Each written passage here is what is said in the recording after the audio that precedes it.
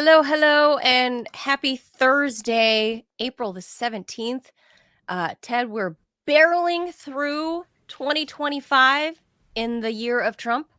Um, I can't believe, God, jeez, Louise, we're almost. Time passes slower if you're in that Salvadoran prison, though.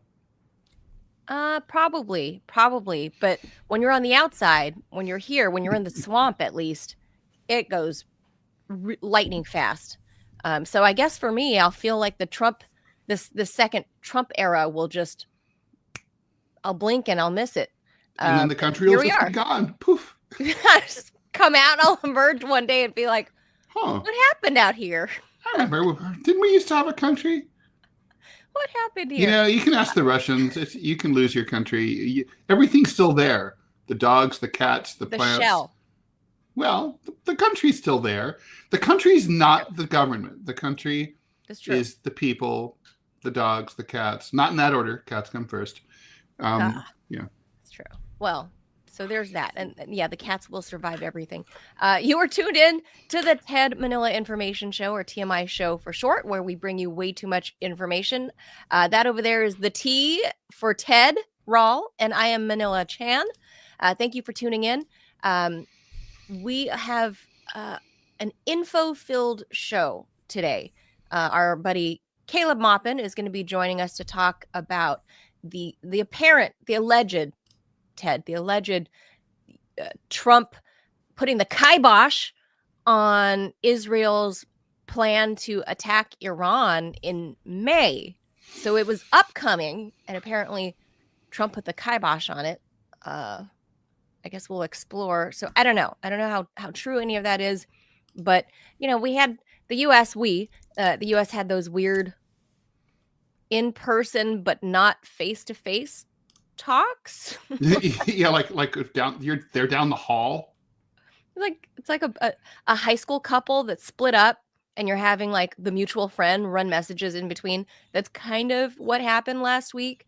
And Netanyahu was like caught by surprise, I think, when Trump's like, "We're gonna meet up this weekend. We're gonna hang out in the beautiful seaside land of Oman." So that'll be an interesting talk. Yeah, Oman. I don't know that Oman. You mean Muscat, right? Is the town. Oman is the country. I mean, it's not a town; it's a city. Muscat's a city. But I wouldn't say it's beautiful at all. Have you been there? I've been there. I have been there. You thought it was beautiful? I thought it was interesting. Certainly not ugly, but I didn't think Oman was a beautiful place at all. I thought Yemen was far more striking, to be honest. I saw the cliff sides in Oman. It's right up against the water. Mm-hmm. The culture it's dramatic. It's beautiful. And it's mostly unmolested. Compared to Saudi Arabia, it's certainly beautiful. Saudi Arabia is gross. Compared to Dubai, which is like Disneyland and Las Vegas. It's Vegas. Sans the hookers. It's Arab Sans Vegas. the hookers, and at least outright sans the hookers and the drugs and the alcohol. But it kind of looks like that. I was going to say, what do you mean sans? It's got plenty. No, sans, sans. Oh, you mean Oman? No. Yeah. Dubai is sans the hookers and out front, like I said, outright. Listen carefully. Saw plenty. I know, I lived there, but that's what the whole play is. And so Las Vegas, but less on the outrageous, showgirls walking around the streets. So there's some of that. Oman was strikingly opposite. So maybe that's why I thought it was very beautiful. It was very cultural, and Oman's real is the difference. Unmolested. It's real. Unmolested. It feels real. Yeah. Whereas it feels Dubai like if you really want to see an Arabian culture. It is Vegas. It is absolutely Arab Vegas. Yeah. So that's where I would assume, Ted, that the Emiratis were in on the talks because it's their neighbor. It's right next to Abu Dhabi. You just go, 10 minutes down the road and you're in Muscat. So, right. Yeah. Normally it's the Emiratis who, or the Qataris, right, who specifically who are, the intermediaries in these talks. Yeah. But I wonder why. So I don't know. It was interesting that they had they chose that place. So we'll talk to Caleb in a little bit. The half-hour mark, he'll be joining us to discuss all things Iran. And make sure you guys hit that like and subscribe button wherever you're consuming this content, so you can help us grow our little indie channel. Even in that El Salvadorian prison, if you're watching us, you can still do this. I heard Nayib Bukele is a big fan, Ted. Oh yeah, he's all about it. He's all about the alternative media. I'm just saying, young guy. Yeah. He's in our age demo. He's male. He's in the age demo. He's probably going to be really into like those survival packages that we do ads for sometimes. And well, yeah, I mean, although he has that whole survival thing for free in that prison. I mean, the 350 people have died in the last 3 years in that prison. Oh, good Lord. I'm sure it's just of old age and, nothing bad. Well, that prison's pretty new, but anyway, the TMI show starts now. We'll get into some headlines before Caleb joins us. How about it? Let's roll.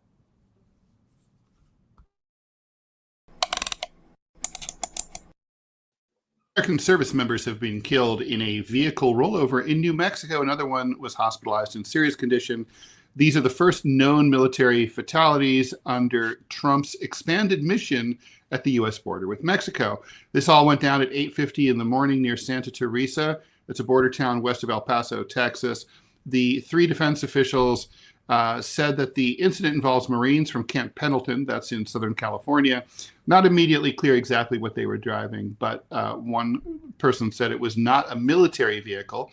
Pete Hegseth said that he was saddened to learn of the tragic accident, blah, blah, blah, hearts and prayers, blah, blah, blah. Joint Task Force Southern Border, which oversees the military's border mission from Fort Huachuca, I think is how you pronounce that, in Arizona, said in a statement that the identities of the dead service members were being withheld until they notify the families. The accident takes place as thousands of active duty troops go from everywhere from the Pacific Ocean out to Texas as Trump seals to seal the border to illegal crossings. The Marines have primarily been concentrated in California. These guys were on a reconnaissance mission as the Defense Department seeks to improve its understanding of the region, which is a complicated military jargon for, we don't know this place, we're going to go check it out and see what it looks like. The Trump administration signaled that it intends to give the U.S. military a bigger role at the southern border. Doug Burgum, Interior Secretary, went to New Mexico to transfer $110,000 of federal land to the DOD, the Defense Department, to allow the military... 110,000 acres. Acres, that's right. I was like, why would Burgum be giving $110,000? Oh, well, maybe he should give $110,000. Burgum's rich. He could do that. That's true. He could easily do that. Anyway, the plan is to turn a 60-foot wide strip of land along the border, known as the Roosevelt Reservation, into a satellite military installation. 60 feet wide. That's very strange. Yeah. So it's basically either the longest, strangest strip of land of all time, or it's a voting district in North Carolina. So I wonder, I don't know. So if we're looking at this map here, for example, so I used to work there where it says Nogales. Right in there is Yuma, Arizona. And right over here, this big pink plot of land is the Tohono Nation. So they are an Indian reservation. So apparently, it's quite large. Yeah, it's very big. So apparently it's right up against the borderland, but that chunk of land cannot be touched by the federal government for obvious reasons. So that there's going to be no patrolling there. So they're going to have to go all the way around that little pinkish strip of land there. And I wonder where that 60 feet, Ted. I don't know if that's a typo, but I've read that elsewhere. It's 60 feet. I mean, so obviously what this is about is there basically are containers that are bigger than that, Ted, that come on ships. Sure. So what they're creating is like a no man's land, basically, between the border fence and the beginning of the U.S. I've seen this in other countries, like the border between China and the former Soviet Union, where they have they have a much bigger, like, for example, when you cross from Kazakhstan to China, or vice versa, or sorry, Kyrgyzstan to China, either way, you basically will leave. You'll leave, say, Kyrgyzstan. Then you're in no man's land for 12 kilometers. Then you have the border checkpoint where the Kyrgyz let you out. Then you have the border. Wow. You cross the geographical border. You have the border where the Chinese check you in. Then you have 12 kilometers of no man's land on the Chinese side of the border. And then the Chinese let you into China proper. So there's like a 24 kilometer, this is a tiny version of that. All this is about is just allowing a 60-foot U.S. buffer zone. It's a road. The U.S. troops basically just have a road where they can they can amble along and respond to the fence. But, I can't imagine it's that hard to get 60 feet, when the troops aren't there, to just scramble across the street 60 feet and climb up whatever is there. It's just like a double fence situation. Or that's all it is. Under. Or tunnel under. Tunnel but under 60 feet is not, Yeah. 60 feet's not that far. Yeah. Yeah. So that I just thought that was a strange thing for them to mention. The weird. I mean, 60 feet isn't anything. But the sad part is, and I know where producer Robbie stands on this. Yes, we do. The sad part is we're sending American troops out there into territory that they've literally never trained on, never seen, hence the reconnaissance mission. And I'll note, having worked at the local CBS station there in Yuma, Arizona, there is an MCAS Air Force base not far away. So military is there, but these guys are coming from Camp Pendleton in San Diego, which is not far. It's a hour and a half, 2-hour drive, I guess, to that point where they flipped over. But they haven't notified families, so we don't know if they were on duty at the time. We don't know if these guys were, driving military vehicles, or if they were even in their own cars, going for a bite to eat. Well, they were not in military vehicles. That part we know. So we don't know what the circumstances are around how these guys died. But I feel like they're, if they're armed when they actually start their patrolling, that is just an invitation for immediate conflict against coyotes at the border. Of course, we're talking about the smugglers, not the dog, not the canine. Well, they're not trying. I mean, the coyotes don't want armed. No, they don't conflict want with the American troops, and they know exactly what's going on. They read the news, more than most Americans. Well, I feel like you're inviting conflict there at the border. You're inviting.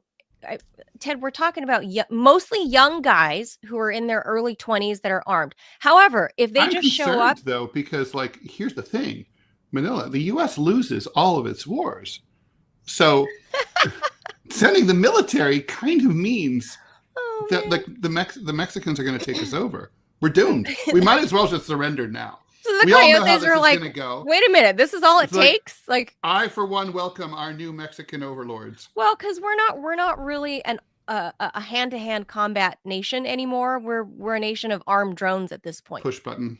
Yeah, so we're not really a nation of hand-to-hand combat soldiers. But what country really is? But my whole point here is that these are usually 20-something-year-old boys, young boys that are like 20 years old, armed to the teeth. And you have the commander-in-chief telling you, do whatever's necessary. This is, they're surging into our country, protect our borderlands.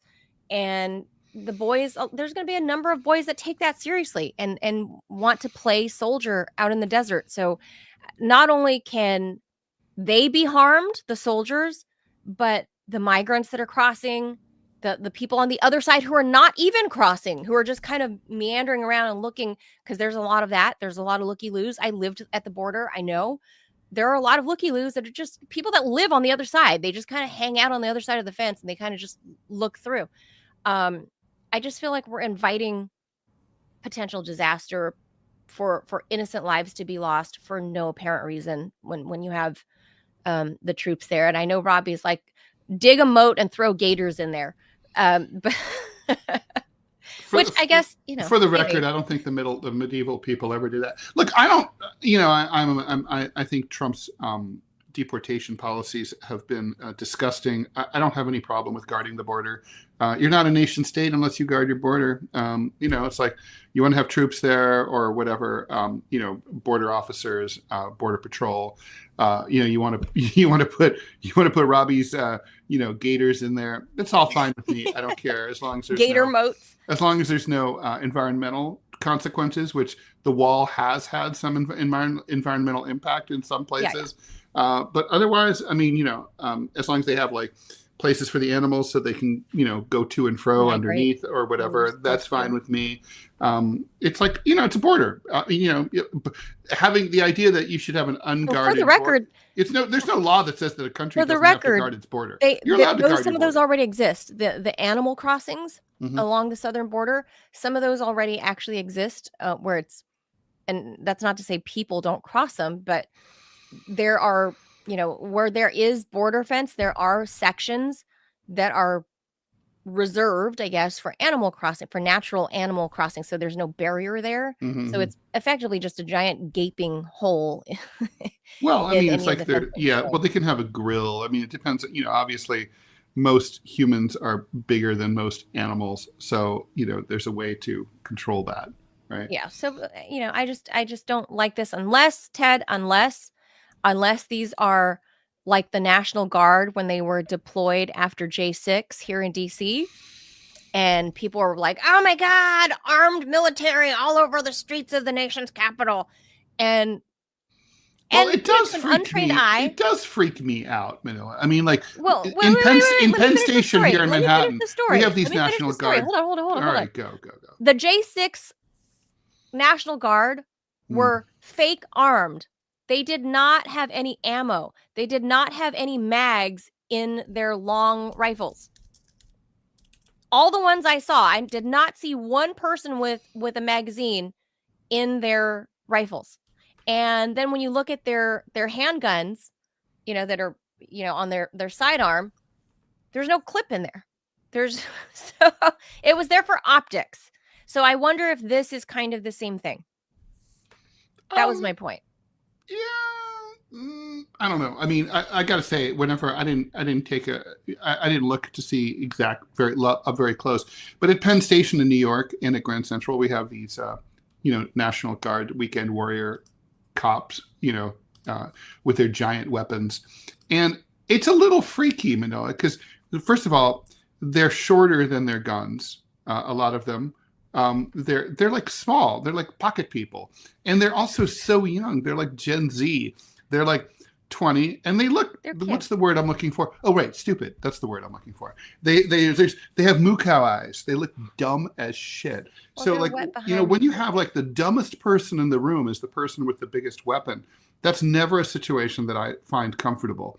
I was much less worried.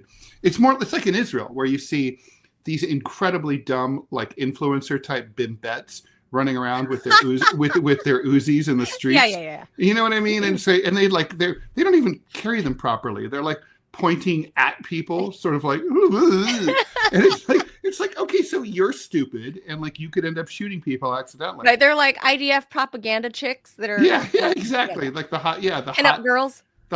Exactly, the hot armed babes. Don't get me wrong. I have dark thoughts about them, but still, oh my God. It's like, it's bad. It's like, So I feel like in Afghanistan, everybody's armed to the teeth, but everyone's smart because all the dumb people have died in wars. So, so I'm not nearly as worried there. Well, that's unfortunately not the case. When I would say some of them are smart 20-year-old boys with these long rifles, and many of them are not. But at any rate, when you're a 20-year-old boy, you have testosterone surging, coursing those veins. And if they are armed with live rounds, this is going to be major conflict. And we've already heard Pete Hegseth say before he became SecDef Hegseth. That's hard to say. SecDef Hegseth. SecDef. But so before when he was just the Weekend Fox guy, he'd already been talking about, like, let's let's invade Mexico because we've deemed the cartels terrorist organizations. So let's just invade Mexico. And I was like, oh my God. And that's not how you do diplomacy. That's not how you do warfare when you're fighting a guerrilla effectively a guerrilla military in the cartel versus the U.S. military. So anyway, so Hegseth said that before. So now he is SecDef. And now you have 20-year-old boys potentially armed to the teeth. I don't know if they have live rounds. Again, it might just be for show as a deterrent. I hope so. If that's the case, I'm sure that's not going to be the case at the border. I'm sure. I don't like it. There's no way it will be. I don't like that. Look, people are going to die. That's how it is. Mostly in car accidents. Did you know that, of the 58,000 troops who died in Vietnam War on the U.S. side, we always forget about the 2 million Vietnamese. But the 58,000, they were about 10,000 of them died in accidents. Car wrecks? Mostly. Or like, yeah. Ugh. Yeah, I mean, basically the roads were terrible. Well, and so all these big pockmarks in that's the road. That's what happened here yesterday with this incident. Obviously, the roads are bad. It is bad roadage out there. I've been out there. I can attest. Yeah. So right. I mean, I think they're going to try to pave those roads, right? And so because you need to. I mean, I would if I were there. I'd want those roads to be. Well, that's usually what we do, right? When we go build bases somewhere, we turn it into a little town. So if I don't know if it's going to become a permanent base, but it's not really. But just that little. It's a strip. It's not a base. It's a strip. Well, that's what they're calling it. Is a base. Okay. Well, they can call it anything they want. It's 60 feet wide. I mean, Hulk Hogan could reach out and touch each side of it. Like hello. All right. So we'll leave that there. Ted, this one I just wanted to show real quickly since people forget we're still kind of I mean we're in a trade war. Let's face it, especially with China. Yes, there's no kinda about it. So I thought I'd show this this visual capitalist map of export dependency as Trump's tariffs are taking effect all over the place. So these are the countries and what their dependency on exports look like. South Korea, a whopping 38% of their economy relies on exports coming into their country. The EU, close second at 37%. They rely on a lot of stuff to be brought in. That's surprising. Mexico. I would have expected the EU to be a little more self-sustaining, wouldn't you? Yeah. I mean, it's so big. They have so much. They have so much great agricultural land. And obviously these are modern industrialized countries. Yeah, so I'm curious to know what with they're importing. With a lot of variation in climate and stuff. What are they importing? Like, what are you guys bringing in? You guys make cars. You guys have farms. You guys. So I don't know. Mexico, I'm really surprised. 33% of their economy is reliant on exports. Big country. Imports. Well, rely on exports coming into their country. Well, imports. Yeah. So Canada. Well, this whole thing is called an export dependency map, or not map, but graph. That's kind of like Canada? It's a misnomer. Canada, 26% of their economy is reliant on that makes more importing sense. Crap. You've been to Canada. Yeah, but that's more than a quarter of their economy. Yeah, but I mean, honestly, what Canadian car manufacturers are there? Or, That's true. Right? You mean you can't subsist on a diet of maple syrup? or hockey? Or beer. You probably could subsist on a diet of beer. UK 23%. I'd like to try. That makes sense. What? I get the UK having roughly a quarter of their economy reliant on importing crap in because they're an island and they don't, However, again, like Europe, in modern industrialized society, lot of variation, different climates. Again, a little surprising.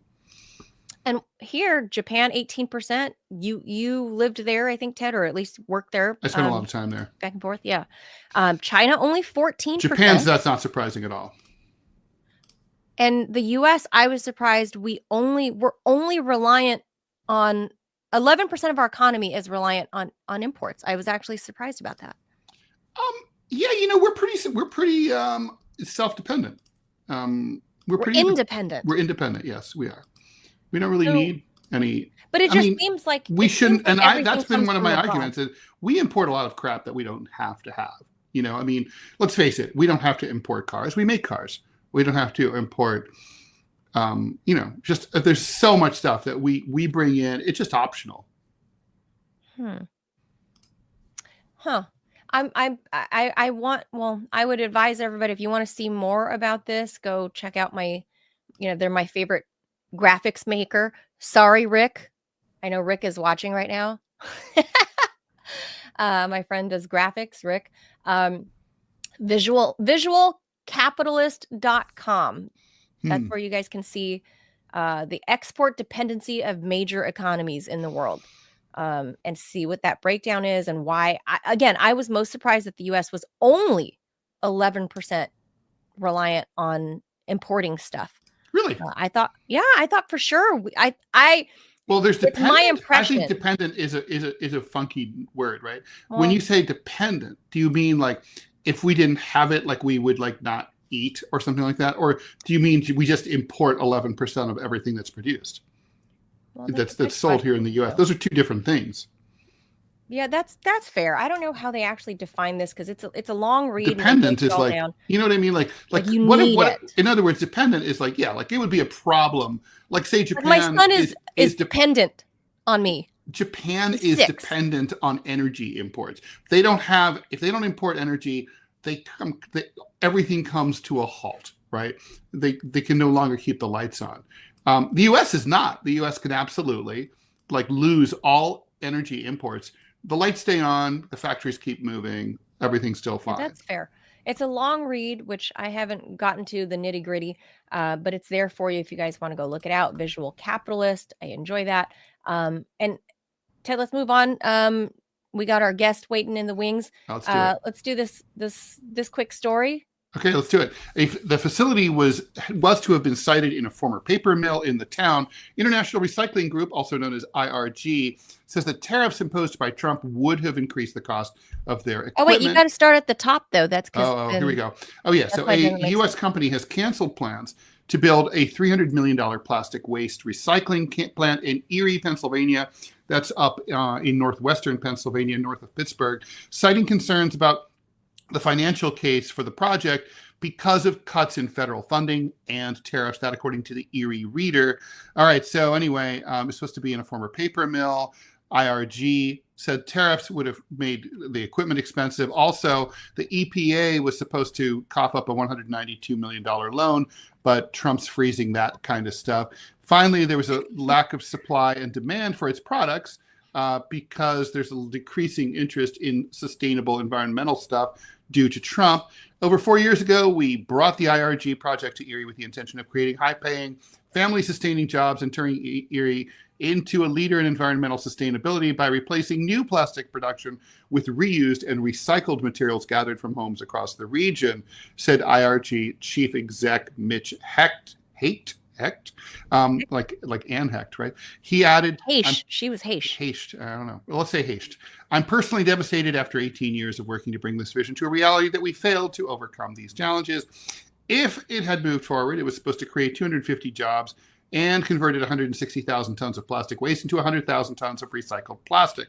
By the way, there are environmental problems with these kind of businesses that people don't like to talk about. But anyway, Brandon Mendoza, I do. Chief executive of Erie's Regional Chamber and Growth Partnership, said his organization was frustrated by the financial pressure building due to economic uncertainty at the federal level. He said the project had significant support at the state and local level, and to see it pulled is a significant loss. I mean, yes, if you're one of those 250 people who would have gotten those jobs, you're bummed, but it's only 250 jobs, really. Yeah, but I've done a whole 30-minute special about the scam that is American recycling or even EU recycling, because at the end of the day, what actually happens is more than 90% of supposed recyclables are not really recyclable.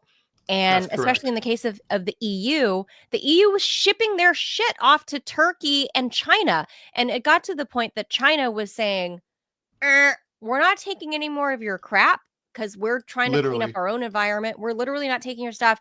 We're not going to, because it just ended up in landfills. In other words, they were just offshoring otherwise landfill material to China and Turkey. That's the EU. It's a highly problematic business. Yeah. Yeah. By the way, Manila, I can't believe that we're not. I just want to congratulate you on making the Washington Post yesterday. Oh, God. I'm always the face of Russian propaganda, Ted. You looked good in the photo. That's what's important. I was good hair day.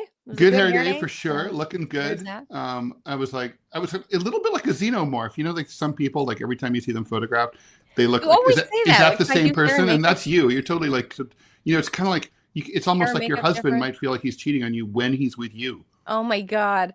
Yeah.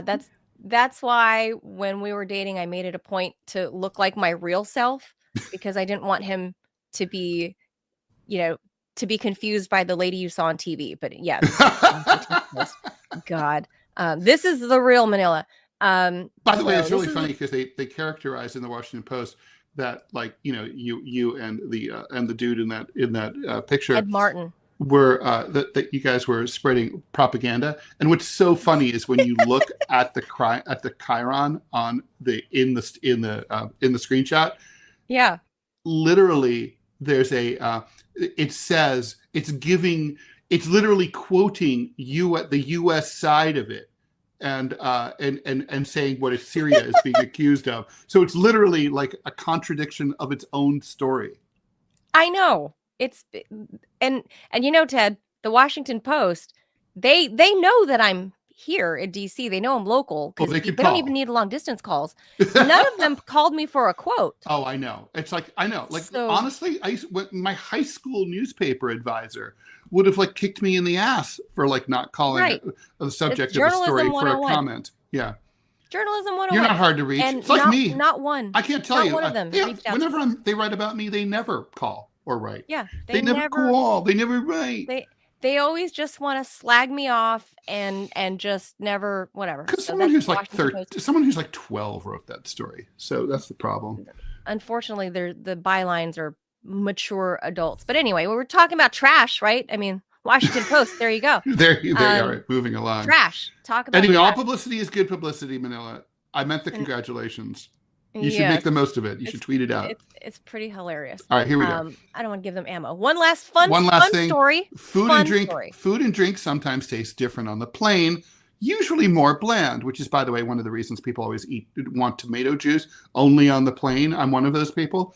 But ginger ale maintains a crisp, dry flavor that makes it known for being even better in the air. I agree with that. It all has to do with the way cabin conditions affect our taste buds. Humidity inside the plane is about 20%. In other words, it's very dry on the plane, although this can dip even lower. The dryness combined with low cabin pressure, in other words, low air pressure, reduces oxygen saturation in the blood, which lessens the effectiveness of your taste receptors. A study by Lufthansa, the German flagship carrier, found that typical cabin conditions stop your taste buds' ability to process salty flavors by about 30% and sweet flavors by about 20%. And a 2015 study found that loud noises in your standard cabin impact the body's chorda tympani facial nerve, which also lessens the intensity of any sweet tasting fare, which might be why people are so stressed out on the plane, right? They're not only they're jammed in like sardines, but also if you're bugged by noises, everything's bugging you all the time. And planes are loud. There's the roar of the engine. There's all the ventilation stuff going on.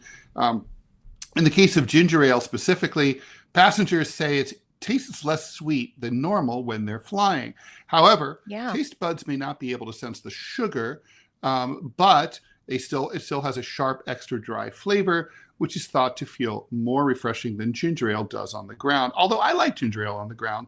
The crispness comes from the slightly spicy nature of ginger flavoring. I like real, like fancy ginger ale, like in the bottles, those yuppie ones. Those are so good. It makes ginger ale an especially popular beverage aboard the plane. Many travel guides recommend ordering the drink in flight for its unique flavor. I don't know about that. I've never heard about that. Like, oh, when flying, always why not check out a ginger ale? But but certainly the tomato juice thing, we all know that. Well, no, this other thing that I was watching here says tomato juice will actually dehydrate you because of its saltiness. So, but you don't. But it doesn't. For a lot of people, tomato juice is too salty on Earth. I don't but like when they're flying, because of that thing they talked about, it cuts the saltiness and sweetness receptors. It doesn't taste as salty up in the air, so it tastes better. Not into it on the ground or in the air. I always drink ginger ale on the plane. How about V8 juice? Do you like that? No. Oh, I like V8 juice. If you're hungover, there's nothing like V8 juice too. Yeah, that's what they say, but I don't know. That's what I say. But I do like me some ginger ale on the airplane. So I understand why. So there you go. I thought that was a fun story. So Robbie says we have to do a word from our sponsor. So let's add Robbie to the stage for just a moment and get that done. No. He's bringing our guest. I'm gonna read it because I want to. Are you doing that? I'm reading it through New York style. Really? Yeah, we're doing it fast. So we're just. Right. So Robbie, put it up, and I'm ready. Word from our sponsor. Here we go. Robbie, bum, bum, bum. Here we go. Okay. Weak coffees for the weak, and at Rumble, weak has never been part of the mission. No fillers, no fraud, and no settling for mediocrity, just like 1775 coffee. It's single origin, small farm, hand-picked, specialty grade coffee that stands for quality, free speech, and calling out BS when it matters. Forget stale, mass-produced beans roasted just enough to hide the flaws.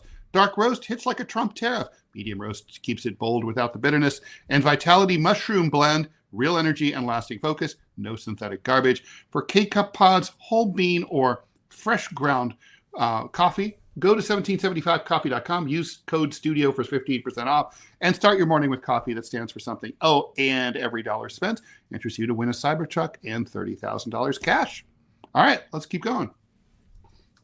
All right, let's hit the jaws and bring in our guest. All right, joining us is Caleb Maupin. He's a widely acclaimed speaker, writer, and journalist, and a political analyst. He's traveled extensively throughout the Middle East and Latin America, was involved with the Occupy Wall Street movement from its early planning stages, and has been involved in many struggles for social justice. He's an outspoken advocate of international friendship and cooperation, as well as 21st century socialism. He's the founder and ideological leader of the Center for Political Innovation. Caleb, thanks for joining us here on the TMI Show. Sure. Glad to be here. Good to see you both. Good to have you. Good to see you. Caleb, what is your drink of choice when you're traveling all over the world?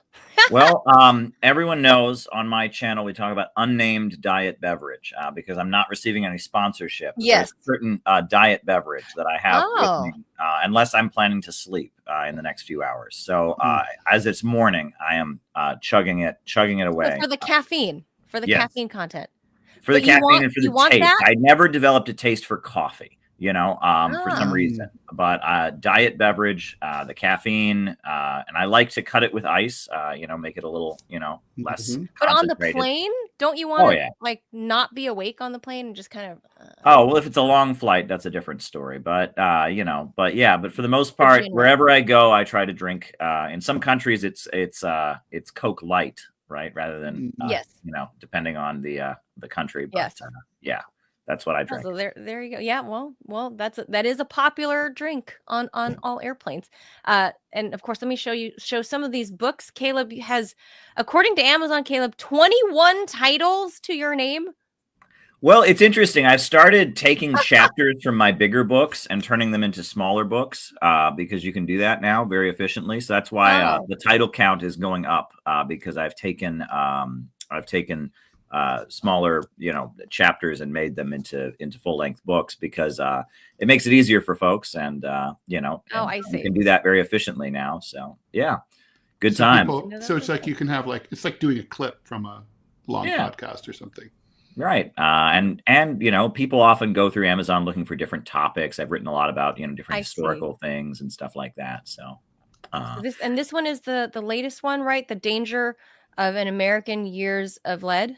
Yeah, well, originally it was called The Murder of Brian Thompson and the Danger of an American Years of Lead, but then Amazon wouldn't allow that because it was a recent tragic event, they said. So that was my book about the Luigi Mangione case, basically, and my assessment of that whole thing, which now, I mean, they're trying to give him the death penalty, right? So we're going to be seeing quite a bit of that case. And then, my thesis is that this is an intelligence operation, that it's similar to the years of lead. I'm referencing the years of lead in Italy, when Italy was going to leave NATO. And so there was an effort to intensify political violence in the country that led to the status quo kind of holding on to power because people were afraid to get involved in politics. And, Italy was subjected to 2 decades of extreme political violence with the CIA funding both sides, fascists, communists, Red Brigades, all of that. And it's interesting in light of this recent development with this young man. I believe it was in Wisconsin. I was in Wisconsin. This young man tried to kill his parents, or he did kill his parents, and he had a plot to kill Trump. But now we find out he was in touch with Ukrainian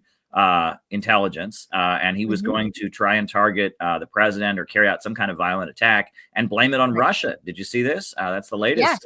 I did see that. And that he was going to flee to Ukraine, he thought. Yeah, I mean, this is crazy, and that I've argued that there is kind of an operation going on to normalize and accept political violence. And in that particular book, I talk about how the very same folks who said that the Medicare for All marches that Jimmy Dore was promoting were just this unacceptable, unforgivable, awful thing, a red-brown alliance. How dare you march in the streets? How dare you call out AOC and all of this? These Medicare for All marches were unacceptable, but shooting somebody down on the streets of Manhattan, that's just absolutely awesome, and we should make you a hero for doing that. I don't understand why is peaceful organizing unforgivable, but murder by standard legal definition is okay. I'm not saying I think Luigi is necessarily guilty. I have questions about the legality of the case, and I think he is innocent until proven guilty. And I even wonder if they didn't just grab a really good looking guy and make him the poster child for this whole thing, because the details of how he was apprehended don't make sense to me. If he was such a if he was so good as to go into Manhattan, which is the most surveilled place in the country, carry out a shooting, get away, and get all the way to Altoona, Pennsylvania, and are we then to believe that he was so stupid then to leave his manifesto on the table at McDonald's? And leave his gun on the table at McDonald's and just hang out in McDonald's? Is that what you do after you flee from Manhattan? Right. Or that you carry all of your murder paraphernalia in the backpack that you brought all the way with you to Pennsylvania. Yeah, including the murder weapon. Yeah, something doesn't add up, right? And he's good enough to escape from Manhattan, but then he's stupid enough to just hang out in McDonald's with all the evidence. Like, that doesn't make sense to me. So I'm not saying he's guilty, but I don't agree. And I'm urging people to not romanticize and celebrate political violence. It's just not a good thing. And that we do need people to get involved and get politically active, and escalating to a culture where people are afraid of getting shot is not going to help bring the struggle for justice in the United States to a good place. That's what I argue. Just to play devil's advocate here a little bit, because basically I agree with you. What about like a situation like, say, the French Resistance, where they assassinated occupation soldiers and Vichy functionaries, and they were like, that's political violence, right? I mean, people that's a situation do stuff like that here. Where you have no choice. I mean, your ability to peacefully organize in occupied France was completely non-existent. You were under occupation. There was a war going on. Jews were being rounded up and taken to prison camps. The first thing they did when they got to France was round up any political dissidents, any outspoken leftists. And so they were underground organizing, doing whatever they could. But we would prefer a peaceful transition, and we would prefer to build a peaceful movement while we can. Now, when the road to peace is cut off, that's a different situation, right? I think like Luigi's defenders would probably argue that there's no peaceful, nothing would work, right? Like, to affect change. Not that killing, that guy from United Healthcare affected any change at all. But, they would just argue that there's nothing, Bernie tried, nothing's happening. So, well, they're on tour. He and AOC. So, yeah. Well, yeah. Well, their tour, it's amusing. Their tour is called Fighting Oligarchy or Opposing Oligarchy, something like that, right? Yeah. It's called Fight Oligarchy. Yeah. Fight Oligarchy. But then their whole thing is they're opposing authoritarianism. They're saying that Trump is being authoritarian. And that's just a false dichotomy, because in the history of this country, all the presidents that have effectively fought oligarchy have been authoritarian, like Lincoln, Roosevelt. They all tried to stuff the Supreme Court.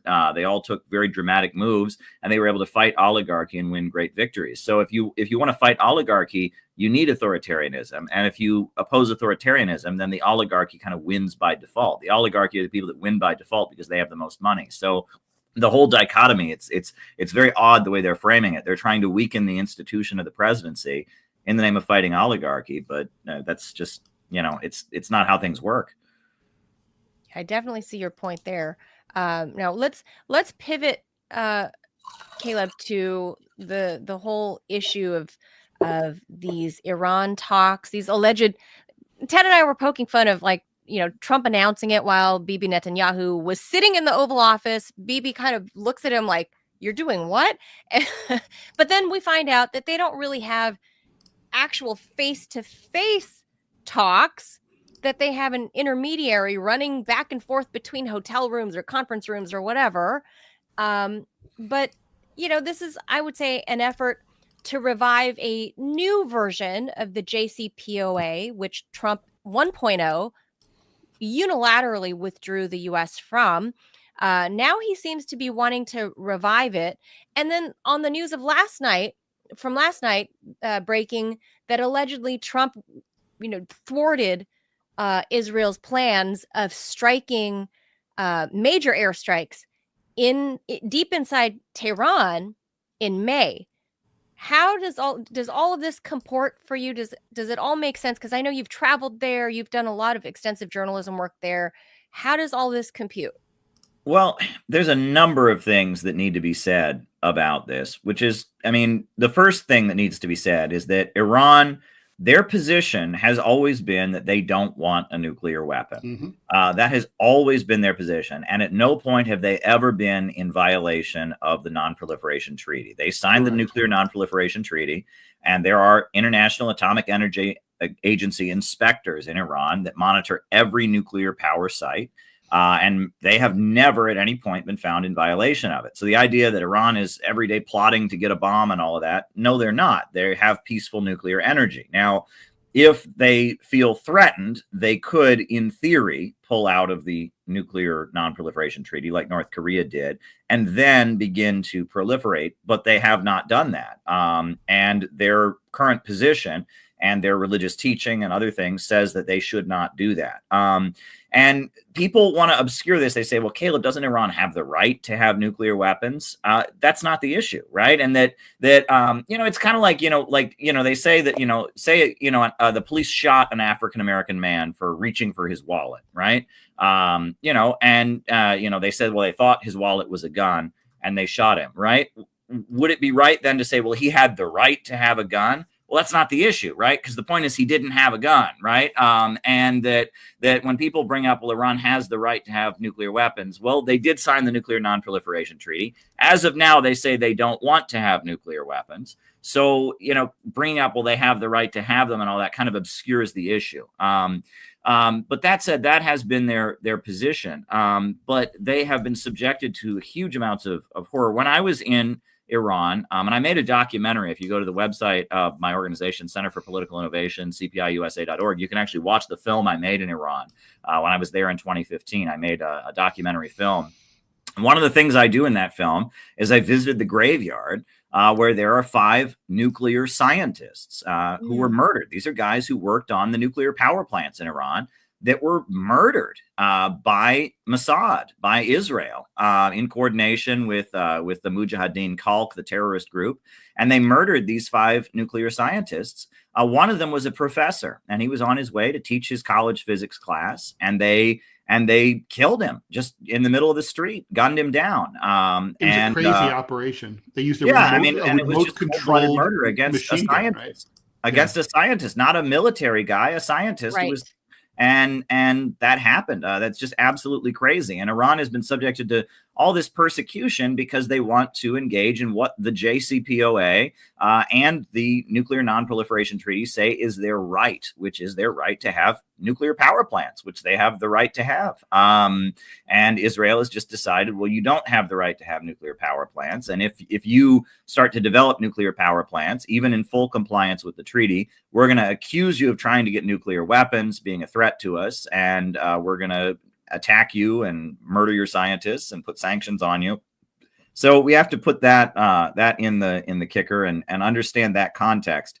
Now, as far as the Iran nuclear deal, I mean, there's plenty we could get into there. And I will say, Biden said he was going to get the USA back into the Iran nuclear deal. That was his platform. Mm-hmm. It didn't happen, right? The 4 years of Biden's presidency, the USA did not move toward improving. Whereas Trump is the guy who ripped up the Iran nuclear deal and then murdered Qasem Soleimani, the national military hero of Iran, afterwards during his first term. Mm-hmm.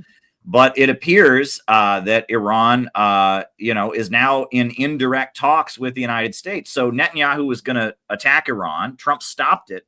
And now Iran and the United States are indirectly negotiating. I think that's a really important development because if Israel had gone ahead and attacked Iran that way, that would have been World War III. But Trump stopped it. And apparently now Trump is doing what Biden said he was going to do and never did, which is resuming negotiations. So I think, again, I'm not approving of a lot of what Trump is doing. There's a lot of things Trump is doing that are not good, but I do maintain we're slightly better off with him than we would have been with Kamala Harris. We did have a 30-day ceasefire. And it appears that, Israel was blocked from going ahead and attacking Iran, and we're now negotiating. And I hope that we can de-escalate this situation and we can get some kind of agreement where Iran is not threatened. Iran is able to continue their use of peaceful nuclear energy. That would be great. And I hope that some kind of agreement can be reached. But ideally, Iran does have the right to peaceful nuclear energy, but as signatories of the Nuclear Non-Proliferation Treaty, they can't get nuclear weapons. And if we can find a way that can remain the situation, they're able to continue their peaceful nuclear energy, but it's clear they won't get nuclear weapons, and Israel will allow that. That would be the ideal outcome. I'm curious what's going on in these negotiations. Well, there's even talk that they want to move toward normalized relations, right? I mean, the rumor is that Trump has always had a desire to get a Nobel Peace Prize for himself, especially after Obama got his, and that that he needs a win on the foreign policy front. It could be in Ukraine, negotiating peace there. It could be normalized, but I don't think with Iran it's going to be enough to just go back to the JCPOA or something like that. You're not going to get a Nobel Peace Prize for that. For that, you're going to have to actually negotiate peace, or maybe you do it with between the Israelis and the Palestinians. Although I don't see how at this point. But do you think that's a pipe dream or?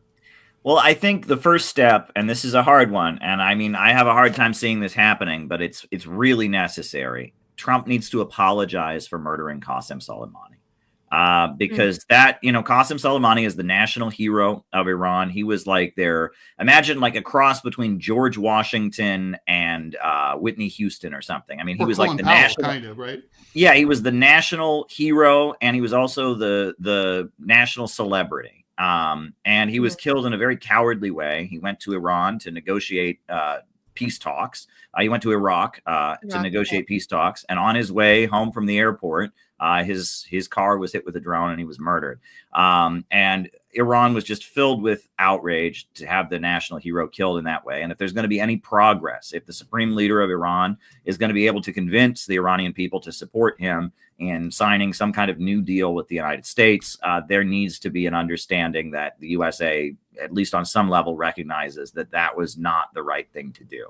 And that's going to be a tough one, but I think that's just essential. And I think if Trump can say, look, the people who advised Trump to do it are all people that Trump has now considered to be traitors, for example, John Bolton, like Mike Pompeo, the people that have been stripped of their security clearances.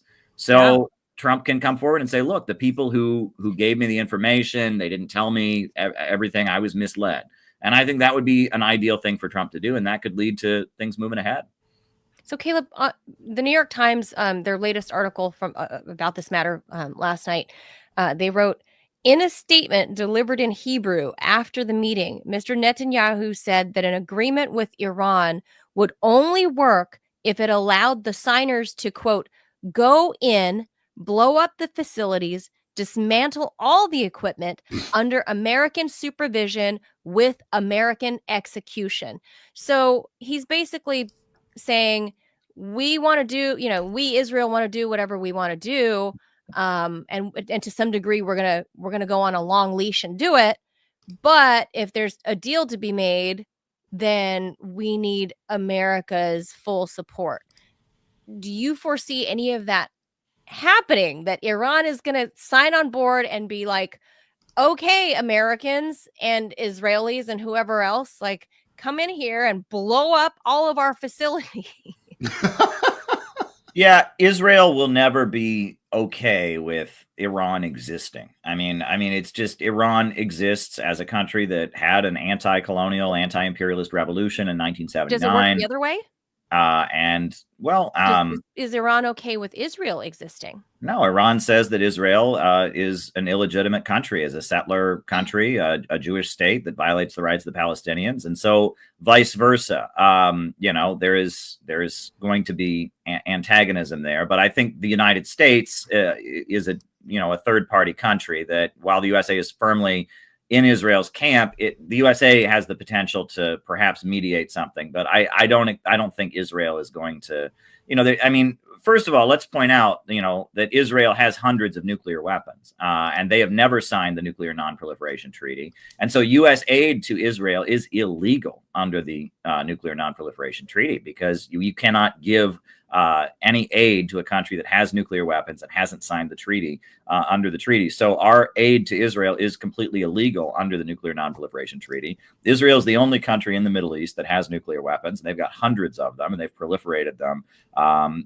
And because they don't officially acknowledge that they have nuclear weapons, that's like a loophole. It's like, oh, well, we don't, hear no evil, see no evil. And that's the loophole how the West, kind of lets Israel proliferate their nuclear weapons. So that's the context we have to understand. I'm not surprised, but the idea that Iran would just destroy all of its nuclear facilities, they did that already. That's what they did with the JCPOA, the Iran nuclear deal of 2015. That's what they did. They did pretty much get rid of all of their nuclear power plants, and the result was more sanctions and their top general being killed. So why would they do that all over again? And they are expanding their peaceful nuclear energy program. And they are also saying, there's a subtle hint that, if Iran did feel like they were going to be invaded or something, they would probably pull out of the Nuclear Non-Proliferation Treaty and get nuclear weapons to deter an invasion. They don't want to do that, and their official position is that they would not do that, right? But they, by increasing their peaceful nuclear energy capacity, they're hinting that they could do that if they felt they were threatened. And that's kind of the game that's played here. There's an element of bluffing, and and that's the whole tragedy of this whole situation. And the USA, I will say, Iraq did not have weapons of mass destruction. They were invaded. Libya got rid of their weapons of mass destruction, and look what happened to them. And North Korea has said, look, we got nuclear weapons and we're safe. The United States made an offer to North Korea in the 90s. Bill Clinton made a deal with them. Don't get nuclear weapons, and we'll give you all this heating gas and all this food aid. And then Congress cut off the funds for the deal. And so North Korea said, all right, we might get nuclear weapons. We're thinking about it. And then Bush gave his Axis of Evil speech after 9/11. And then they said, okay. And they got nuclear weapons. So, if you want to talk about all this, the USA doesn't really have a good record of credibility here when it comes to making deals with countries to not get weapons. Right now, the North Koreans are looking pretty smart. Yeah, and they've said that. Look, they said, look, Libya, look, Iraq, look at us, so that's something to think about. What about this here on the screen that we're seeing? So the Saudi, what was the Saudi defense minister, just the other day traveled to Tehran, which, the Saudis and the Iranians just normalized relations in the last couple of years. They're just warming up to each other again. And so now we have the defense minister in Tehran. Do you foresee the Saudis stepping in to kind of make peace, especially with MBS? I think it's safe to say he's assumed the throne effectively, right? He's effectively the leader of Saudi Arabia. He's got big plans for his country in the coming years. Do you foresee them possibly playing the role of peace broker here, especially in the way that, when you look over the past 10 years and the devastation that was taking place in Yemen and the huge role that the Saudis and the Emiratis played in devastating that country over the last decade, now they want to play peace broker? Does that make any sense? Well, it does, because the strategy of the Obama administration and the first Trump administration was to polarize the Muslim world between Sunni and Shia, right? Because Iran is a Shia country, and Iran, comes out of this anti-colonial revolution. It aligned itself with Syria. It's aligned with Hezbollah in Lebanon and with the Houthis and others. And whereas Saudi Arabia is a Sunni country, they're Wahhabis, very conservative. And the idea was that, they would divide. And there was a lot of propaganda about a Shia crescent, about Iran is trying to take over the Middle East with this Shia crescent, and et cetera. And that was the strategy. But now, in the context of everything that's happened since October 7th, at this point, the entire Muslim world is united in opposition to Israel. And so the idea of playing Sunnis against Shias, it's not working, especially when Iran and its allies are seen as the main enemies of Israel. And all the Muslims of the world, and especially in the Middle East region, are very outraged by what Israel's doing. And everyone can see that it's the Houthis that are aligned with Iran that are stopping ships, and it's Hezbollah, and it's the Iranians. And so at this point, hating Iran is just not a selling point. In terms of dividing the world. And, Saudi Arabia and Iran reestablished diplomatic relations because of China. China facilitated those negotiations and brought the two countries together because Saudi Arabia and Iran both sell oil to China. China buys oil from both countries, and it has important diplomatic and trade relationships with both countries. And in the context of everything going on at this point, the Muslim world is pretty united against Israel. And as a result, Saudi Arabia, they're not really able to position themselves, and sell themselves to the Muslim world if they go to head with Iran, because Iran is seen as fighting Israel, and Israel is the main enemy. So Netanyahu has effectively united the Muslims of the world and kind of undermined what Obama and I guess the first Trump administration were really trying to do in polarizing the Muslim world. And that's the important thing to remember. Yeah, I think it's going to be an interesting next few weeks, given that the reports, at least from the New York Times, purportedly the would-be strikes by Israel were planned for May, which obviously is not here yet. Don't know when, but it's been months in the making.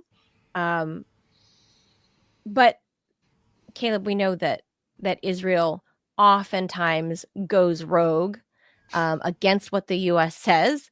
So there's no guarantee that this has been waved off, and that that it's yay safety, nobody's getting bombed. No, aren't the Israelis like always 5 seconds away from bombing the Iranians? It's like it's kind of like they could do it any second, anytime.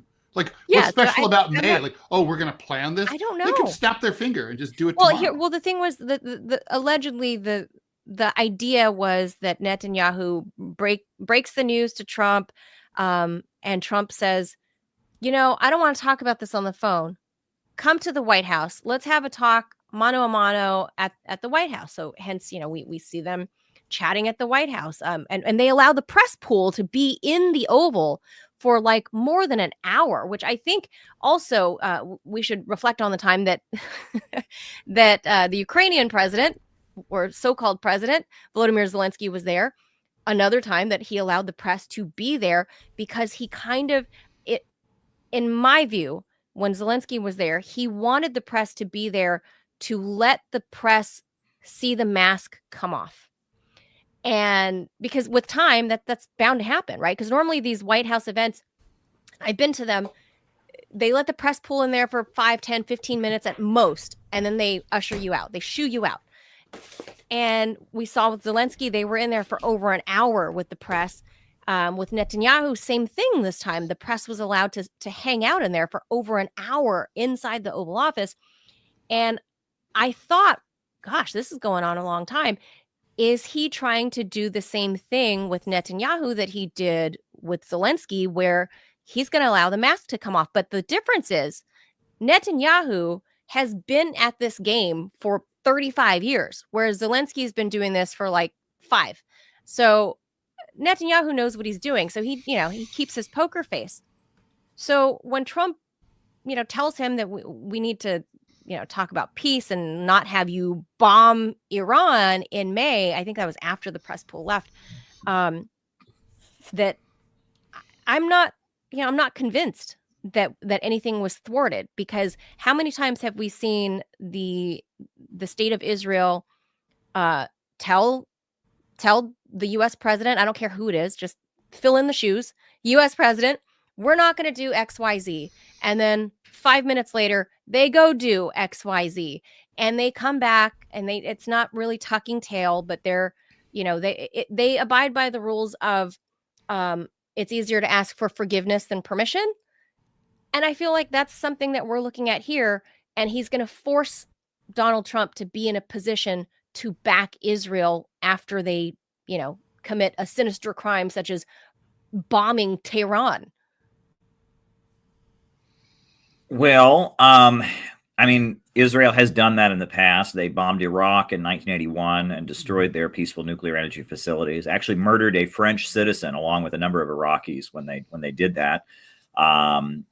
So I'm not saying that Israel wouldn't do such a thing. I do think, though, that on the one hand, Netanyahu is in a little bit of a weak position because within Israeli politics, he's losing popularity very fast, and that he does want to prolong the confrontation and keep the killing since October 7th going as long as he can in order to hold on to power. But it also appears that Donald Trump has an element of leverage over Netanyahu that the previous administration didn't have. Kamala Harris and Joe Biden were never able to get a 30-day ceasefire. There was not a single ceasefire from October 7th until the day Trump took office, and then we had a 30-day ceasefire.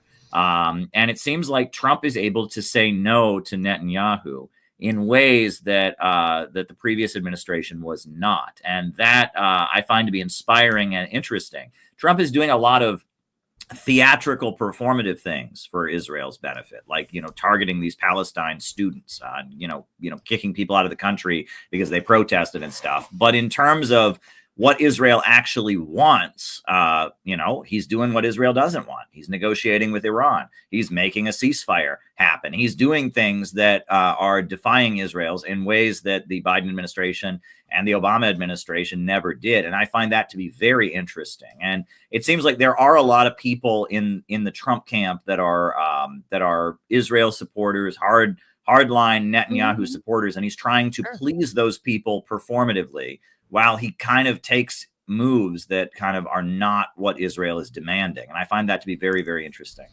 Yeah. And producer Robbie's got a question for you. I'm going to pop him on the screen. Howdy, Caleb. Hey. Yeah, I just have a quick question for you. Can Trump defy the Israel lobby and actually make peace with Iran? Because let's face it. They have AIPAC. They own Congress. They do. That's a statement of fact. And Trump has a lot of political enemies in Congress. So if Trump does try to make peace, could the AIPAC and the Jewish lobby at large pressure Congress to maybe impeach Trump a third time because of his, for example, his ignoring the Supreme Court, saying you're overstepping your power, and strip away of basically use impeachment as a cudgel, as a club to beat Trump into submission, kill any idea of peace and get the war that Israel wants? That's my question. Well, that's interesting because that brings to mind the fact that when Trump did murder Qasem Soleimani, he was under impeachment. You remember that? Yeah. He was facing impeachment at that time, and it was almost like he was doing that to perform to the Israel lobby and show them, how supportive he was. And it's possible, but Trump has survived multiple impeachments before, and I feel like the MAGA base is going to stay loyal to him. And that's kind of what a lot of people don't realize, is that the MAGA base is not loyal to Israel. There are certain people in the MAGA camp that are loyal to Israel, but your typical Trump supporter throughout America doesn't really care that much about Israel. That's me. Yeah. And so Trump, I feel like he's in a much stronger position to defy Israel than any president we've ever had since 1948, really. I agree with you. I agree with you in terms of the base, but I mean, Congress is owned by AIPAC. So that's the club, because with the midterms, a year and a half away. Can Trump defy the Israel lobby and survive? I think he can, but it would be tough. And I don't know if he will. I can't guarantee that he will, but I think he has the ability more than any previous president. It would just be an act of political bravery, is what it would be. I mean, it would be a real profile in political courage if Trump was to just kind of tell Israel to shove it, and just say, look, I want to go down in history as a deal maker. Obama made a deal with Iran that I called a bad deal. I made a new deal, and Israel just has to deal with it. I think that would be a bold move on Trump's part. And I think he could do it, but it would require him to push back because, there's this whole apparatus. They talk about conservatainment, right. The Daily Wire, I believe, just filed for bankruptcy, if I'm not mistaken. Right. But, there's this whole apparatus that's been created that might want peace with Russia and might be a little less, pro-war. But when it comes to Israel, nope, Israel can do whatever it wants. End of story. And that's a big part of what people who support Trump listen to, is they listen to those voices, and those voices are very controlled. There is not any room for criticism of Israel in the conservatainment complex, so to speak. However, read the comments, right? Your typical Alex Jones listener has no love for Israel, and there's such a big gap between what your typical MAGA person believes and what the MAGA official voices say when it comes to Israel. There's a huge split. There's a huge split. I don't understand why Trump appointed so many pro-Israel people if he wants to do a work around Israel, though, right? Like, why not have some people at the table who are not into Israel? Yeah, well, I'm reminded of, the first election that I was like politically aware. I was a teenager, 2004. That was the election between George W. Bush and John Kerry. And that year, Pat Buchanan said the election was really Michael Moore versus Mel Gibson, because the two big movies that came out that summer were Passion of the Christ and Fahrenheit 9/11. But what you'll notice about both Mel Gibson and Michael Moore was both of them were anti-Israel, right? Michael Moore dedicated his book, Dude, Where's My Country, to Rachel Corrie, who was murdered by the Israelis. And Mel Gibson, he's when he gets a little bit of alcohol in him, he'll tell you what he really thinks about Israel. And he's told some police officers and other people, and he's quite anti-Israel also. So, and that kind of showed that while both Bush and Kerry were huge supporters of Israel and they were the official candidates, the base that was rallied to watch Fahrenheit 9/11, they were anti-Israel. And the base that was rallied to watch Passion of the Christ, they were anti-Israel. And that, this is like the elephant in the room. Israel has a grip over our political establishment in America, but below the surface, everybody knows that on the left and the right, people are just tired of Israel having this kind of power. And I think there are a lot of Americans, they're not like vehement anti-Israel activists. They don't want Israel to be destroyed. They'd probably agree that it has the right to exist, but they just don't like it having, this free pass over our politics. Yes, the influence. Yeah. It's something that everyone's kind of annoyed with. And every so often I've noticed that Trump and the previous administration, Obama and Biden, every so often they do something that's like a little dig. It's just like, there's just a little FU to Israel. Have you ever noticed this? Like there's, the Trump administration, they'll do like little things where like they'll, I believe it was on Holocaust Remembrance Day. They gave a proclamation that left Jews out, that didn't mention Jews. And it's like, That's not an accident. That was done on purpose. And right as Obama was leaving office, John Kerry gave a speech where he said he said Israel can be democratic or Jewish. It can't be both. And that was like clearly, intended to be, he was saying that, but that was like taken out of context, and that was like a little dig. And then every so often, like both sides will give little jabs, and people ask questions, the Bill Clinton Lewinsky scandal, right? Monica Lewinsky had gone to Israel like every summer. She would go into Israeli summer camps and all of that. And, everybody knew she was Bill Clinton's type, so to speak. And she ended up working in the White House and being very close to where he was, and that whole thing happened. And the whole thing with Linda Tripp and her connections. And the whole thing is very, very interesting when you look into it. And, the Epstein, right? What happened with that? It seemed like Epstein had a lot of people within the political apparatus of the United States under blackmail. And then he ended up, I guess, killing himself in prison. Suicided. Yeah, he was, but he's no longer a factor, right? I mean, he's gone. He's out of the picture. And there's a lot of people that look at that whole thing and say, what was going on there? And Epstein certainly had his connections, and we're in a new ballpark. And this is the elephant in the room, is the amount of power that Israel has over the political apparatus in the United States. And a lot of people are not happy about it on the left and on the right. I will say, when it came to the protests that happened at Columbia University, where I'm at in New York City, at Harvard, and around the country, I agreed with what they were saying, which is no U.S. support for Israel. But I vehemently disagreed with the way they were framing it. They should have framed it as money for jobs and schools in America, not weapons for Israel. They should have said America first. Instead, I went to those protests, and they were dominated by the woke left. And the message was, America is an evil, racist country, just like Israel. And Americans are evil, racists, white settlers, etc. And it was framed almost in a way that was almost a gift to Israel, in that it made it sound like the people who hate Israel also hate Americans. And it should have been a populist appeal. It should have been an appeal to the American people, but they didn't do it that way. It was done in this kind of woke, white privilege, whatever politics. It was very odd. And then the other thing was, there was a real emphasis on the LGBT aspect, which, Hamas is not pro-LGBT. I mean, they're just not, Iran and those countries, they're just not into that stuff. It's just not. So Netanyahu was able to just kind of lampoon them for that, and it was very odd. And that,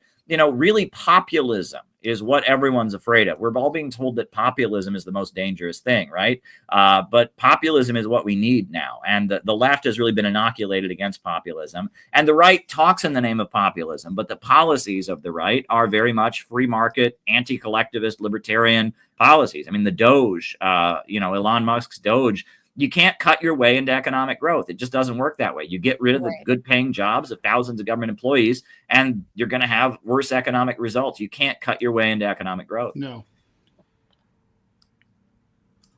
Sorry, I lost the screen there for a second. So we've taken up a lot of your time, which I appreciate you affording us. Sure. Well, hey, I wrote a book about the Houthis, right? If you read any book that I've written, it's very short, but it's about who the people in Yemen that the USA is bombing right now, who they are, where their movement came from. You'll learn a lot from this book. There's very, very little that's been written on this, but this is a short piece. Who are the Houthis? What are they fighting for? And you will learn about a movement of the poorest people, some of the poorest people in the world, who have made themselves very, very powerful by standing up to Israel in a way that no other force has. And I think we as Americans can learn a lot from the history of the Houthi movement. They're badasses. They are, and they are an anti-austerity movement. They're a movement demanding economic growth. It was against cuts in public services. It was poor people coming together in the name of their religion to demand the economic development of their country. So check out my book on the Houthis. If you read one thing I've ever written, read my book on the Houthis. We've got thousands of copies of this book. We printed it in bulk, and we're distributing it all over the Chicago area with a poster for the convention that we're having July 12th in Chicago. Both of you are invited, by the way, if you're available, and we are we are having a gathering July 12th in Chicago called Working Families First, Defeat the Deep State for a New World of Peace and Innovation. And we're gathering different people. Garland Nixon is coming. Scott Ritter is going to be there. It's going to be quite a gathering. And so we are trying to kind of build a movement of working people against imperialism, for a rebirth of America on new principles, breaking out of imperialism and for a whole new world. So that's what I'm all about. And I appreciate you all having me on here, and you're doing great things on the channel. Robbie is a great guy, and it's good to get to know Robbie. And, you guys are doing good stuff. And I believe I'm going to be talking to Ted on Tuesday about your new book. So I'm looking forward to that as well. So wild times. Authors. You guys, all these authors, I need to get on board with doing some sort of a book. I don't know what. Just start I'm writing. gonna take a page out of Seinfeld and do a coffee table book about a coffee table. And it's gonna have legs. So The coffee table book. About There you go. coffee tables. Just has it been done? I don't know. Maybe we'll add some, maybe all the dictators of the world and what their coffee tables look like. I'm just saying. Yeah. Everybody's got coffee tables, Ted. Everybody has to have coffee tables. I think books about dictators are inherently fascinating. Dictators are inherently fascinating. I jokingly, I probably shouldn't have joked about it. Many years ago, when Muammar Gaddafi was killed, I was auditioning for something, and obviously I actually have tremendous respect for what he did for Libya. Right? Oh, no question. I mean, tremendous respect. But the gig I was going in for, I think it was like a Comedy Central thing years ago. And it wasn't too long after Gaddafi died. And I made a quip about, that we should do a House of Style. And this tells you how old this is, like a House of Style type MTV type thing about world dictators, and maybe Muammar Gaddafi was one of them. May he rest in peace with his whole outfits. And I said, yeah, in Afghanistan, it went right over their heads. The Comedy Central people, right over their heads. Didn't get it. I liked his Kung Fu fighting babes. That's pretty cool. When you have, his thing was robes, right? He wore like elaborate robes and stuff. He did, but then he was flanked by all those beautiful armed security women. Right. Kung Fu fighting babes. They were like something out of a Tarantino movie. Well, I thought it was neat. Also, he had like a necklace that he wore that had the image of Omar Mukhtar on it. And Omar Mukhtar was the hero of Libya that fought against Italy, when fascist Italy was the occupier of Italy. There was this guy, Omar Mukhtar. And when he signed diplomatic relations with Italy, he made a point of wearing this big, huge golden necklace with the face of Omar Mukhtar on there. To make a statement. I thought that was very, very cool. And he sponsored a Hollywood movie in the 80s called Lion in the Desert about the life of Omar Mukhtar. I heard that. Yeah, go watch Lion in the Desert. It's a really good movie that he paid for. He basically just dished out the cash. It was funny, when I was in Iran, there's a movie called The Message, which is about the life of the Prophet Muhammad. I had never seen it. And when I was in Iran, people are like, it's kind of like In the Message. And I said, what is that? I've never seen it. And they're like, you've never seen The Message? How everyone in the Muslim world has seen this movie, The Message, like 20 times. It is like the movie. It's like The Wizard of Oz in the Muslim world. It was paid for by Gaddafi. In the 70s, he wanted to make a movie about the life of Prophet Muhammad. So he made The Message. And like everyone in Saudi, it's on Saudi TV like 3 times a day or something like that. It's like the most Muslim movie ever.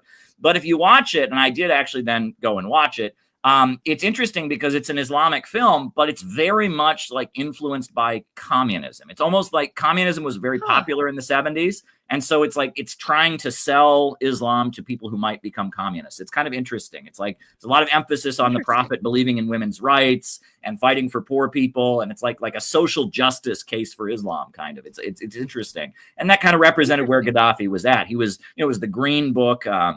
He called it the third universal theory, Islamic communism or whatever. That was kind of where he was at. So that's interesting. And that's his lasting legacy. Like every Muslim child has seen The Message, like, every time, over and over and over again. So it's interesting. Gaddafi threw his money around in interesting ways. Certainly. I hear stories of the Black Panthers back in the early 70s. they would, there'd be a knock on the door of their office, and they would open the door, and there'd be a guy in a suit, a Libyan diplomat, and he would say, "This is for you," and he would just hand them a suitcase and like shove it into their hands. They'd open it, it'd be just cash, $100 bills. Oh, the 70s, man. Yeah. So before our time, Caleb, I would have liked to have seen that. But yeah, the whole point of my little story about Comedy Central was they didn't get my jokes. They didn't get, because they didn't understand the deep politics behind it. So, it was a little too deep, too inside. Shockingly, baseball. Comedy Central did not understand the deep comedy, historical, socio-political context. Because at the time, Jon Stewart was still on air, and that show was hugely popular. Yeah. So stick close to your desk and never go to sea, and you can be the ruler of the Queen's Navy.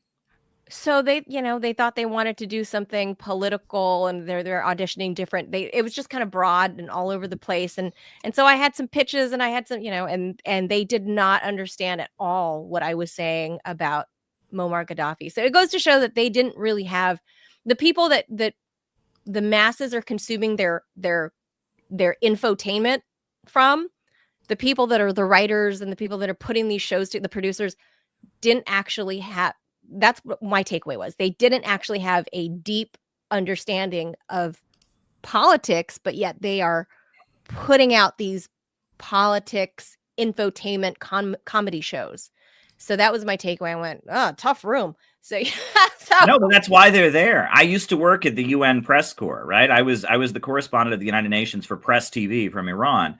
And I was part of the UN Correspondent Association. And I would go to these like receptions with people from ABC and Fox and all of that. And I would be like, they would talk to me and they'd be like, "You work for Iran?" Like, what, and I would talk to them. They had no idea there were two sides to the war in Syria, no idea about Ukraine, any of this stuff. And I'd be like, they all went to Harvard and Yale and Stanford and all the best colleges.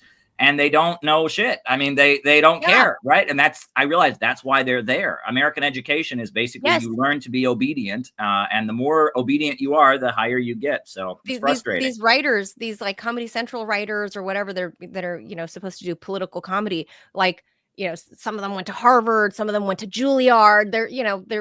They're trained and academic in artsy person. And here they did not understand anything I was saying about the Middle East. And so I went, all right, I'm not getting a call back. Okay, thanks for your time. So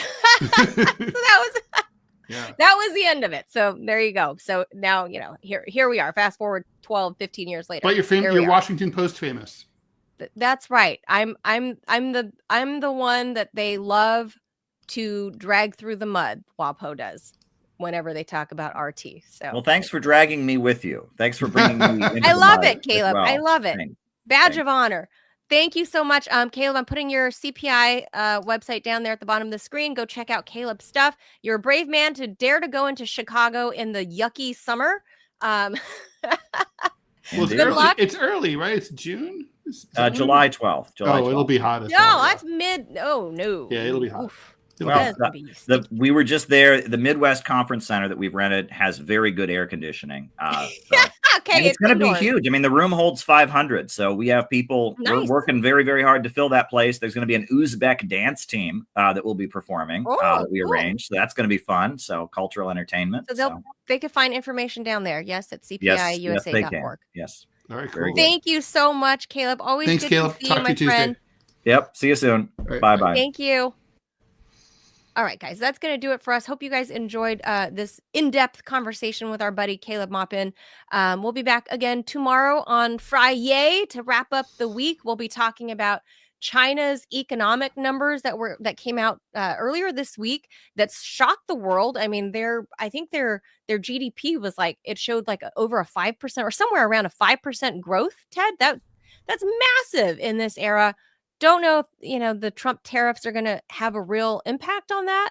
But we'll talk about that with our friend KJ No tomorrow. So we'll be talking about China as we travel around the world. And yes, the tariff war is still ongoing. So join us in the conversation tomorrow, 10 a.m. Eastern. Make sure you guys like and follow the show wherever you're consuming this content. Appreciate you guys being here. We are Audi 5000. Any last words, Ted? Well, I hope they're not my last words, but for the day, they could be. You never know. You could. It could be. It could be. And also, I should note. Speaking of last words, remember we were talking about Virginia Giuffre? I looked it up just a moment ago. That she said I'm dying. I have 4 days exactly to live. Remember that? Yeah. How's she doing? Not dead. Not dead yet. Not dead. It's been 2 weeks. Homegirl ain't dead. I'm just Caleb brought up Epstein, so I thought, I should look up. Did Virginia Giuffre die? No. Not so much. Well, we're happy that she was mistaken. No, I'm glad. I'm just saying we thought it was kind of ridiculous 2 weeks ago that she's like, I have 4 days to live, and I am Instagramming this picture. Maybe there's sort of like 4 biblical days, like there's the God created the earth, the heaven and the earth in 7 days, but Catholics believe that those are epics. Yes. So or epochs, depending on your point of view. Epoch. Anyway, Virginia Giuffre still alive. That's the last comment I'll make.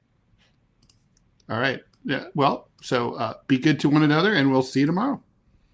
See you at 10 a.m. Eastern. Adios, amigos. Thank you.